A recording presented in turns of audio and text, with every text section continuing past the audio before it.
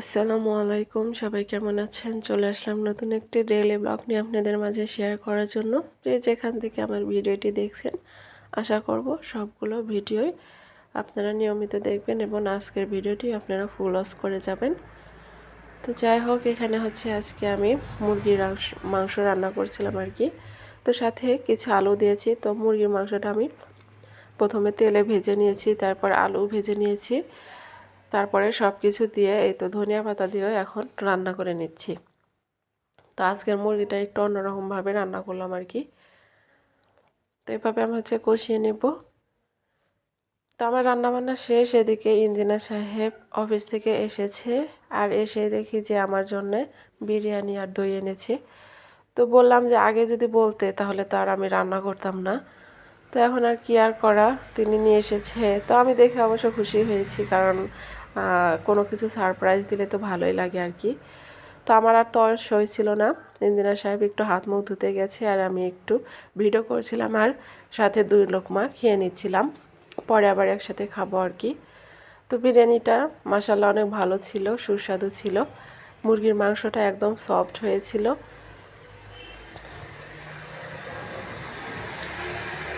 তো দিকে রান্না করেছি আমি হচ্ছে আলু আর সিম ভাতে দিয়েছিলাম, আর এদিকে পেঁয়াজও ভেজে নিয়েছি, আর শুকনো মরিচ আমি বেশি করে একবারে ভেজে নিয়েছি যাতে অনেক দিন খাওয়া যায়। আর এই তো সেই বিরিয়ানি, আর এখানে এই তো মাংসটাও রান্না হয়ে গেছে, নামিয়ে নিয়েছি। আর এদিকে ছিল বগুড়ার বিখ্যাত দই। তো এত কিছু দিয়ে হচ্ছে আজকে আমরা রাতে খাবারটা খেয়ে নেব।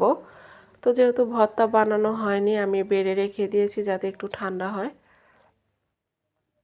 তো ইঞ্জিনিয়ার সাহেবকে দিয়ে হচ্ছে ভর্তাটা মেখে নিয়েছিলাম। কে কে এরকম নিজের জামাইকে দিয়ে ভর্তা বানান অবশ্যই কিন্তু কমেন্টস করে বলে যাবেন, কারণ আমি ও যদি বাসায় থাকে তো তাহলে আমি বলি যে ভর্তাটা তুমিই করো। কেন জানি না যে আসলে স্বামীর হাতের ভর্তা আসলে ভালো লাগে।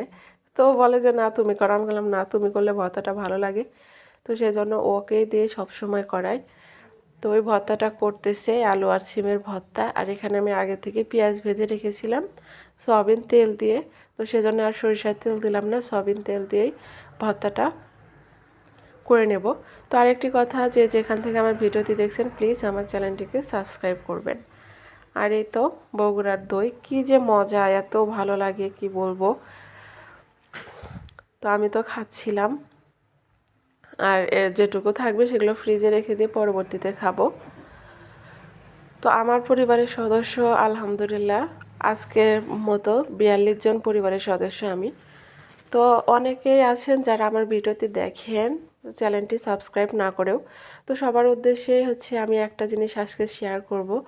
সেটা হচ্ছে আমি ইঞ্জিনিয়ার সাহেবকে কয়েকদিন হলো বলছিলাম যে আমি কিছু করতে চাই, মানে কাপড়ের ব্যবসা আর কি। অনলাইনে তো দেখি সবাই এত কাপড়ের ব্যবসা করে, বিজনেস করে। তো বললাম যে আমিও কাপড়ের বিজনেস করব, তো আমাকেও কিছু টাকা দাও। তো সে আমাকে এখানে 14,000 টাকা দিল। তো বললো আপাতত এগুলা দিয়েই তুমি হচ্ছে কাপড় কিনে নিয়ে আসো।